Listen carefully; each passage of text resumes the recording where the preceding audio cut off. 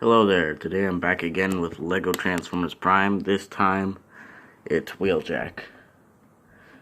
And the first thing I have to say right off the bat is this build is a little bit oversized, but it's still in good scale with the other figures. So like this is a little bit longer than the average car in my builds, and a little bit longer. I mean wider, but well, not really, but it's still in good scale. And as you can see, it's a pretty clean car mode. Top view, bottom view. For weapon storage, you can flip out these things on the back. There are two options for Wheeljack swords.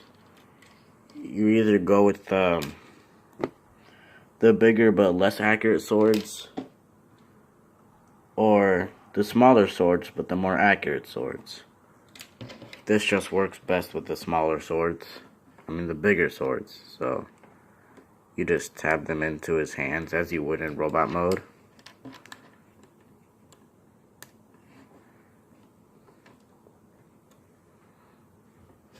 And there you go. Now wherever he drives, he can just stab into something. It's weird, but Wheeljack can do it. He probably would too. And there's how tiny he would be next to the smaller swords. One last thing to note about this vehicle mode is that this technically doesn't count as the grill of the vehicle mode. Technically, where the white ends, that's where the vehicle mode would end. This is just an extended part that becomes his feet in robot mode. So if you're in scale, this whole gray piece up here would not count.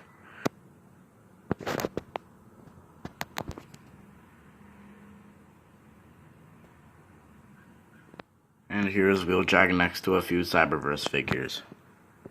Core class and Commander class. And now for the transformation. First thing you're gonna do, fold the legs down, fold the waist down, focus. Just gonna rotate that around, then up. Then this is actually, I think Megatron was the first one that had tabs on it.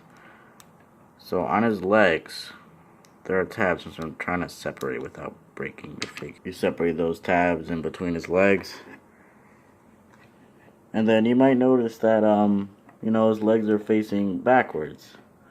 What you're going to do about that is rotate the waist joint up. Fold this car door piece down. Rotate that forward. Then down again. Then it's actually in line with his chest. And it's actually facing the right way. And then you just rotate the foot out. And then for his arms, rotate that down.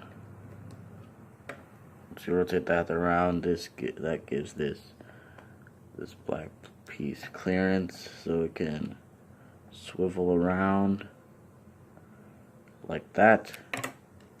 Yeah, that's another very unstable part in this very unstable build. Rotate the arm out. Rotate his hand out. Then move that up. Then rotate this, straighten that red piece out, and then on the ball joint, you'll just rotate that down. And to be more accurate to his actual design, this hinge, just rotate the wheel down. And the other arm is the same exact transformation, so here you have Wheeljack in his robot mode.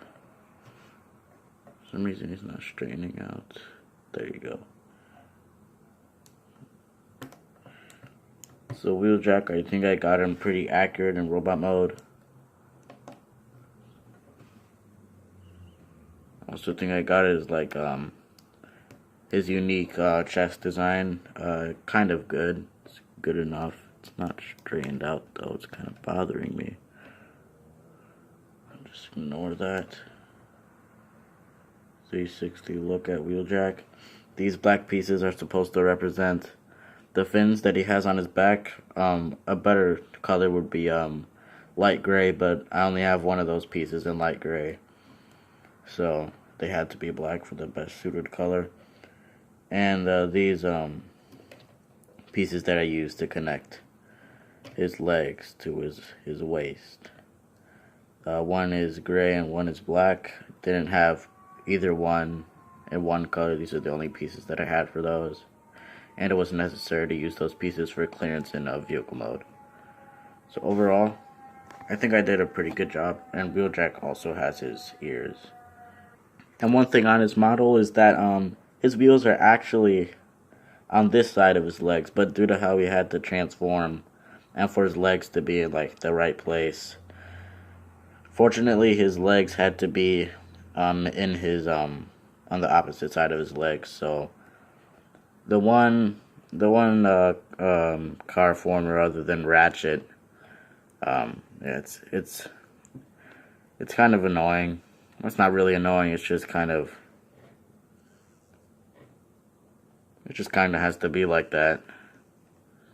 But it doesn't bother me. If you want to do parts for me, you could just take it off and tab it into these tabs. But I don't really do that. And it wouldn't be symmetrical because this is an anti-stud and this is a normal stud. So it just wouldn't look good either way. Articulation, shoulders on a ball joint.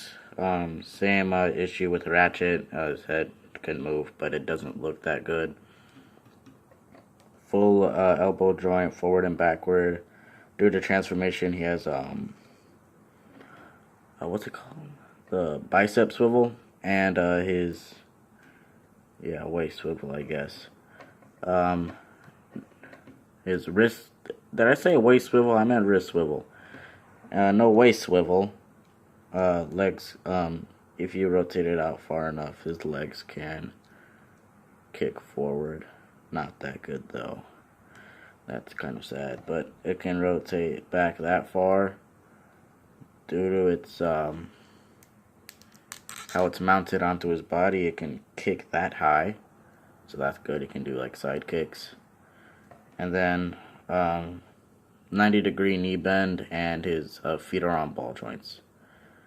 And if you get this piece out of the way, he does have a, I don't know what this is called, but he does have that full swivel. And if you also want to count this piece right here, you can also do that. It's kind of weird, but you know, you can do that. I also forgot to mention that his arms can also do this through the transformation. And while we're here is Wheeljack with his first set of swords. Here's Wheeljack with his other set of swords, and this just looks odd. And because of how I built the grenade and how his waist is built, you can actually attach the grenade. Here's what that looks like. You can't really hold it, unfortunately, but I do think it looks good enough on his waist like that. Here he is next to Commander Class and Core Class, and he's basically the same height as Ironhide. Stud scale and minifigures.